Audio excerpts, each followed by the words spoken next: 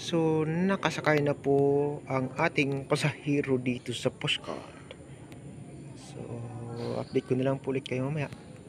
Ayan. Joing! So, ayan mga kaibigan, yan pong ating sakay galing sa loob. Sila naman po ngayon ang ating ilalabas at pagpapahingahin. So, thank you so much po mga kaibigan. Bigyan na po natin sila ng kapahingahan. Sila naman na nandito sa labas, yung mga bago naman nasa loob. Thank you. So yan mga kaibigan, ito naman po ang ating pinag-iisipan na ipasok sa loob. Pero po ang kanyang seedling, ang kanyang anak, yan po ang ating papasok mamaya sa loob.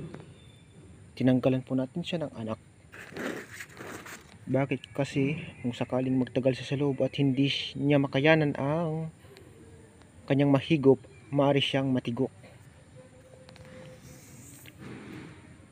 Saka kaya natin din tinanggal para magsulong flight na lang siya at yung kanyang mga anak ay atin nang maitanim at upang sila ay pangsuporta. Ito naman po yung kalawa niyang yung kanyang kabats. So tanggalin din po natin yung kanyang anak para magsulong flight na lang po siya pag may pasok po siya sa loob. So time out mga kaibigan, wala po tayong stand eh.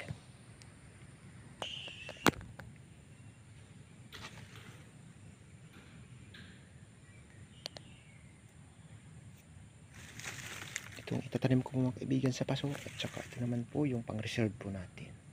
Ito na po nagtira sa kanya na anak. Ito kasi wala na po. Kaya pwede na po siyang ilagay sa loob.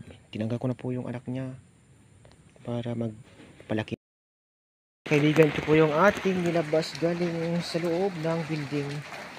At umuulan na po na naman. Edit, ano na natin sila, ikip na natin sila sa loob. So yan mga kaibigan, ito po yung aking ipapasok sa loob. Yan na lang pong natira. Mayroon pa po doon sa loob ng dalawang matataas. So i-update ko na po sa mga susunod na kabanata. So yan lang po muna mga kaibigan ang ipapakita. So kung nagustuhan yung video ko, please don't forget to subscribe, like, and share para na rin lagi po kayong update sa mga susunod kong video na i-upload. Hanggang dito na lang mga kaibigan. Magandang tanghali po sa inyong lahat.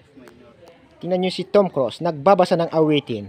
Ng mga guys, turuan nyo kaming magkanta. Ayan. Mag-vocalize ng lalamunan.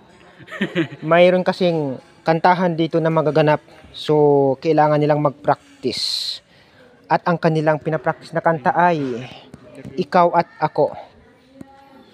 Sige mga kaibigan, hanggang dito na lang. Hanggang dulo. Bye-bye you.